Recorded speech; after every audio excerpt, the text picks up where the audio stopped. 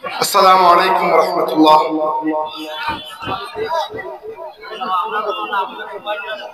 إن الحمد لله نحمده ونستعينه ونستهديه ونستغفره ونؤمن به ونتوكل عليه ونعوذ بالله العظيم من شرور أنفسنا ومن سيئات أعمالنا. من يهده الله فلا مضل له ومن يضلل فلا هادي له، وأشهد أن لا إله إلا الله وحده لا شريك له المتوحد في الجلال بكمال الجمال تعظيما وتكبيرا، المتفرد بتصريف الأمور على التفصيل والإجمال تقديرا وتدبيرا. وأشهد أن سيدنا وسندنا ووسيلتنا وشفيعنا ومولانا محمدا عبده ورسوله الذي بلغ الرسالة وأدى الأمانة ونصح الأمة وكشف الغمة وجاهد في سبيل الله حق جهاده، صلوات الله وسلامه عليه وعلى آله وأصحابه وأهل بيته وأتباعه أجمعين. أما بعد، قال الله تعالى في كلامه الحكيم: أعوذ بالله من الشيطان الرجيم، بسم الله الرحمن الرحيم.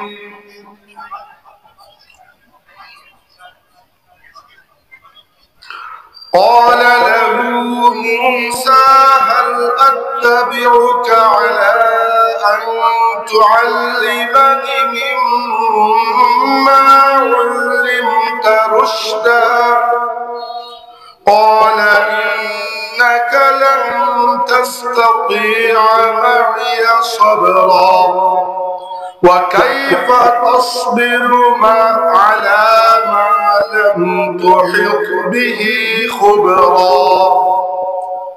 قال ستجدني إن شاء الله صابرا ولا أعصي لك أمرا. قال فإن اتبعتني فلا تسألني عن شيء حتى أحدث لك منه ذكرا. صدق الله مولانا العظيم. درود شريف পড়ুন। সাল্লাল্লাহু আলা সাইয়্যিদিনা ওয়া মাওলানা মুহাম্মদ ওয়া আলা আলিহি ওয়া আসহাবিহি ওয়া সাল্লাম। সাল্লাল্লাহু আলা সাইয়্যিদিনা ওয়া মাওলানা মুহাম্মদ ওয়া আলা আলিহি ওয়া আসহাবিহি ওয়া সাল্লাম। আদমপুর বাজার ব্যবসায়ী কল্যাণ সমিতির উদ্যোগে আয়োজিত ষষ্ঠ বার্ষিক ওয়াজ ও দুয়ার মাহফিলে উপস্থিত সম্মানিত সভাপতি মোহতারাম উলামায়ে কেরাম, সম্মানিত হাজিরিন, মুরব্বিয়ান, যুবকবৃন্দ, আপনাদের সবাইকে সাথে নিয়ে আমরা আল্লাহ রাব্বুল ইজ্জতের শুকরিয়া আদায় করি। আল্লাহ পাক আমাদেরকে এই মাহফিলে শরীক হওয়ার তৌফিক দিয়েছেন, আলহামদুলিল্লাহ। প্রথমত, আপনারা মঞ্চের ডিজাইন এরকম করেছেন যে একটাই চেয়ার মঞ্চে এবং আমি সেখানে বসে আছি। খুবই অস্বস্তি করে, ঠিক, কারণ আমার পাশে অনেক মুরব্বিয়ান বসে আছেন, দেখতে খারাপ লাগে, কিন্তু আমার দোষ নাই। আপনারা চেয়ার একটি রেখেছেন, হয় আপনারা চেয়ার রাখতেন অনেকগুলা, নইলে সবাই মাটিতে বসতো, আর যিনি বক্তৃতা দিতেন তিনি দাঁড়িয়ে দিতেন, এরকমও চলত। কিন্তু আপনারা যেহেতু নিয়ম করেছেন, তাই বেয়াদবির ভাগটা আমি আমার নিজের উপর নিচ্ছি না। দ্বিতীয় কথা হচ্ছে, খুব বেশি সময় কথা বলার সুযোগ নাই, হয়তো প্রধান অতিথি মহোদয় কিছুক্ষণ পরে চলে আসবেন। যতক্ষণ কথা বললাম আপনাদের কাছে অনুরোধ, এদিকে ওদিকে হাঁটাহাঁটি না করে একটা নির্দিষ্ট জায়গায় আরাম করে বসে যান এবং আরাম করে আমার কথা শুনুন। মিছিল মিটিং কিছুই দরকার হবে না।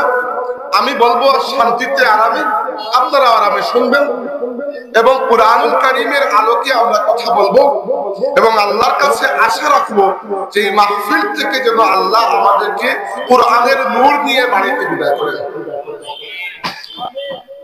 তৃতীয়ত, আমি শুকরিয়া আদায় করি আদমপুর বাজার ব্যবসায়ী কল্যাণ সমিতিকে যে এত সুন্দর এত বড় একটি মাহফিলের আয়োজন করার জন্য। যদি আমার জন্য এটি অনেক দূর, সিলেট থেকে আসতে আসতে 2.5 ঘন্টা লেগে গেছে, কিন্তু এরকম বড় মাহফিল আসলে মন ভরে যায়। আপনাদের কাছে আমি শুকরিয়া আদায় করি এবং আল্লাহর কাছে দোয়া করি আল্লাহ পাক যেন আপনাদেরকে এই নেক কাজের উত্তম জাযা দান করেন, আমিন। হাজিরিন, আর আপনারা স্টেজে হাঁটার সময় একটু আস্তে আস্তে হাঁটবেন। আমার মনে হয় ভূমিকম্প হচ্ছে পিছনে, কারণ স্টেজে এরকম দুলে, তাই একটু আস্তে হাঁটলে আমার জন্য সুবিধা। সম্মানিত হাজিরিন, আমরা ওয়াজ করব, ওয়াজের জন্য বসেছি। আর আল্লাহ তাবারাকা ওয়া তাআলা বলেছেন যে এই পুরো সৃষ্টি জগতের মধ্যে আল্লাহ রাব্বুল আলামিন যা কিছু দিয়েছেন, সৃষ্ট অথবা অসৃষ্ট, সবকিছু মিলিয়ে সর্বশ্রেষ্ঠ ওয়াজ হচ্ছে আল্লাহর কিতাব কুরআনুল কারীম। আর আল্লাহর কিতাব কুরআনুল কারীমের ব্যাপারে রাসূল পাক সাল্লাল্লাহু আলাইহি ওয়াসাল্লাম বলেছেন,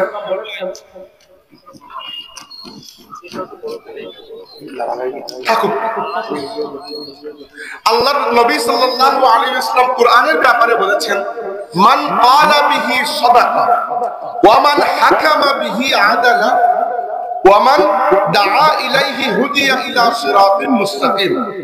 জামিউ তিরমিজি কিতাবের মধ্যে হাদিস রয়েছে, রাসূল পাক সাল্লাল্লাহু আলাইহি ওয়াসাল্লাম বলেছেন, যে ব্যক্তি কুরআনের কথা বলে সে হক কথা বলে।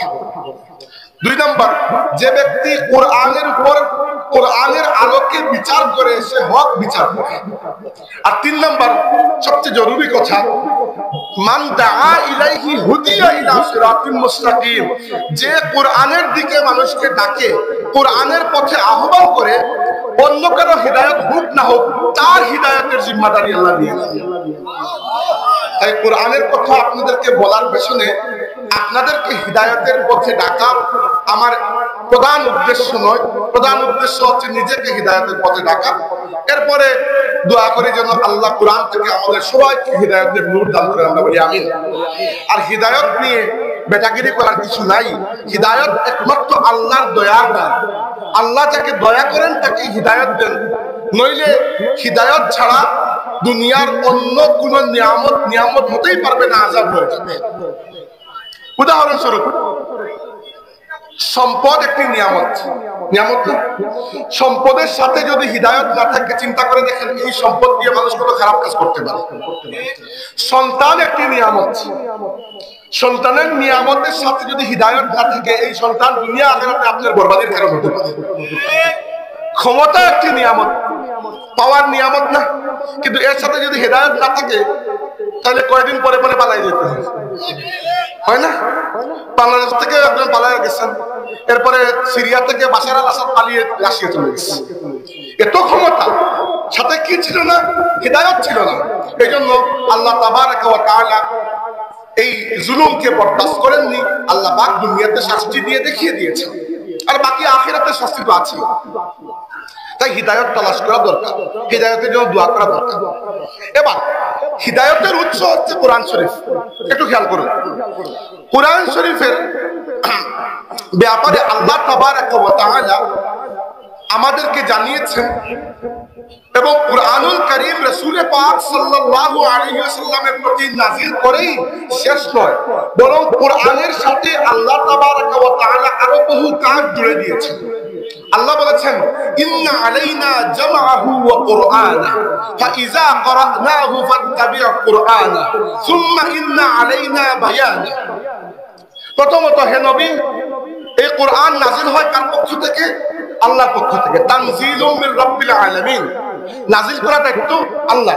2 নম্বর, হে নবী কোরআনকে আপনার সিনা মুবারকের মধ্যে সংরক্ষণ করার দায়িত্ব আমি আল্লাহ। 3 নম্বর, সুম্মা ফাইজা ক্বরানাহু ফাত্তাবিউ কুরআনা, হে নবী আপনাকে কোরআন পড়ে শেখানোর দায়িত্ব আমি আল্লাহ। হ্যাঁ, জিবরাইল আপনার কাছে নিয়ে এসেছে, আপনি রেখে দেন, কিন্তু যখন আমি আল্লাহ আপনাকে পড়ে শেখাবো তখন আপনি শিখবেন। 4 নম্বর, সুম্মা ইন্না আলাইনা বায়ানা, এরপরে এই কোরআনের ব্যাখ্যা তাফসীর করার দায়িত্ব আমি আল্লাহ। আর আরেকটা দায়িত্ব আল্লাহ রাব্বুল আলামিন নিজের উপর নিয়েছেন, ইন্না নাহনু নাযালনা যিকরা ওয়া ইন্না লাহু লাহাফিজুন। এই কোরআন নাযিল করেছেন আল্লাহ এবং এই কোরআনকে হেফাজত করার দায়িত্ব আল্লাহ নিজের হাতে নিয়ে নিয়েছেন। সেটা চিন্তা করুন, কোরআন নাযিল করেছেন আল্লাহ, হেফাজত করেছেন আল্লাহ, নবীর অন্তরের মধ্যে কোরআনকে জমা করেছেন আল্লাহ, নবীকে কোরআন পড়ে শিখিয়েছেন আল্লাহ, নবীর কাছে কোরআন ব্যাখ্যা করেছেন আল্লাহ রাব্বুল আলামিন। এবার কোরআন